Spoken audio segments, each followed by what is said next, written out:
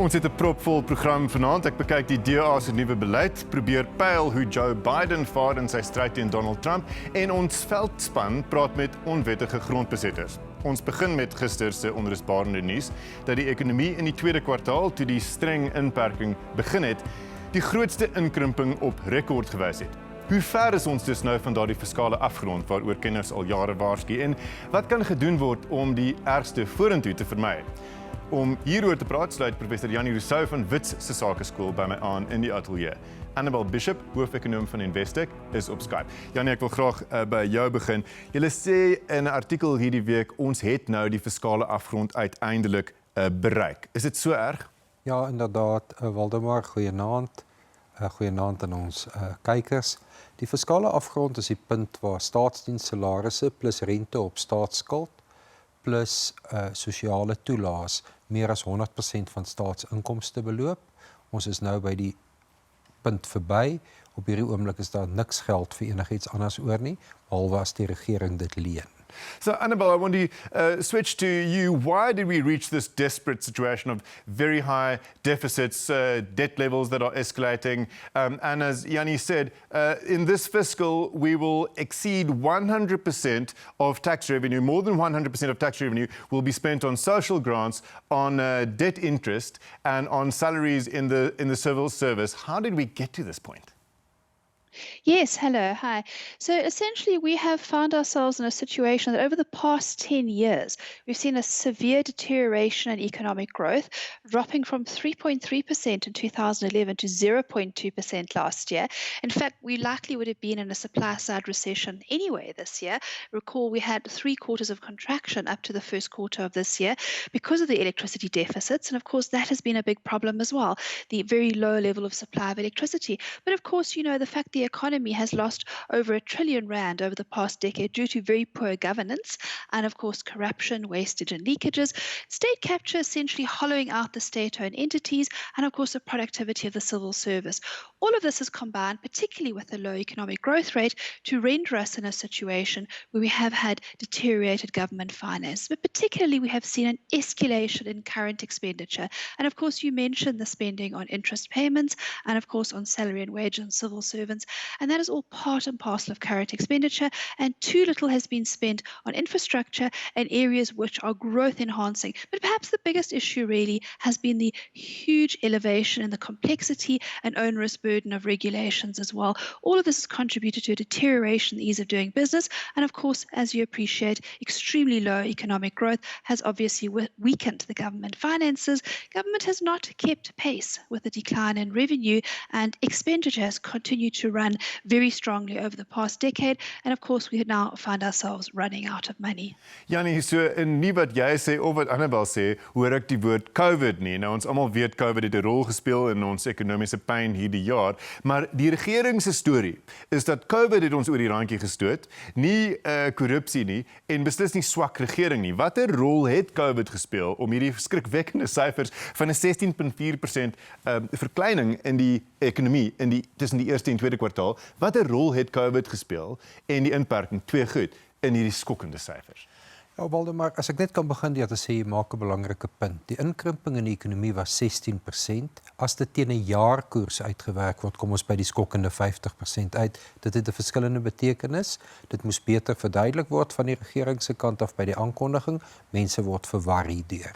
As die neiging in die tweede kwartaal vir 'n hele jaar voortduur, sal die insinking 50% wees. Maar dit is hoogs onwaarskynlik. Kom ons staan net vir 'n oomblik daarby stil. Ek bedoel, ons almal verwag tog nou dit gaan van hier af net beter gaan. Ja, maar COVID het 'n rol gespeel, maar swak regering in Suid-Afrika was die aanloop hiertoe, soos Annabel uitgewys het. Ons was reeds in 'n resessie voor ons in die COVID-periode ingegaan het. Die basiese probleem, Waldemar, is dat ons 'n rowerbende het wat voorgee hulle is die regering van Suid-Afrika.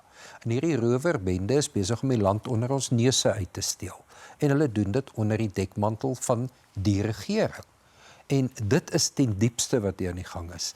Ons het dit gesien in die COVID-aankoopprogram, waar daar weer geld gesteel is. So, dis korrupsie en swak bestuur swak regering wat ons tot hier gebring het. COVID het ons net finaal oor die afgrond gestoot. But Annabel, wasn't it too much to expect of any government to save up for a big crisis like COVID? I mean, nobody knew this was coming. Government would argue this is completely out of their control. And to now point at 10 years of budget deficits, that's just, as we would say in Afrikaans, moetswillig.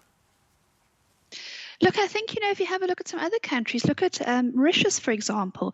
Mauritius has this year transitioned to a high-income economy in July, as per the World Bank's definition, and they have run a fiscal surplus. They have saved a lot of money. If we had a lot of money that we had saved, we would have seen a substantially larger ability to provide a fiscal stimulus package. What that means is the impact on GDP would have been less severe in terms of the contraction. We expect a contraction of 10% for the year 2020 as a whole. And of course, as well, the recovery would have been much quicker and stronger as well. Sadly, the government does not have the money to stimulate the economy and to run a strong economic recovery. In fact, we only think that we're going to return to the level of the fourth quarter of 2019 for economic activity by 2023. So yes, of course, no one anticipated the severity of the COVID-19 pandemic's impact on the global economy and of course domestic economies as well. But nevertheless, economies who have saved up money and who have fiscal surpluses and money to spend on stimulating economic growth and recovery. And of course, remember, economies like the United States are putting cash in people's post boxes in the forms of checks. All of those economies will see a harder and faster recovery than South Africa.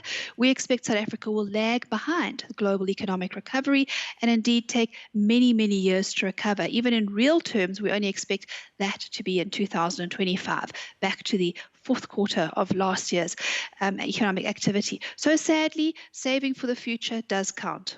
Annabel, the lockdown in South Africa was described by some as the severest on the planet. Did it cause unnecessary damage to the economy beyond that which any pandemic would cause? Look, if you have a look at COVID-19, you drill down into the findings from scientists generally around the world. The consensus is that the young are very little affected by COVID-19, and it's really the very elderly or those who have comorbidities, people who are very sick, who tend to die from COVID-19. In other words, what this means is South Africa's fatality rate has been amongst the lowest in the world. And of course, correctly defined as the number of deaths from COVID-19 as a percentage of our population. And because our fatality rate has been so very low, work has gone into working out why, and that is because our population is extremely young.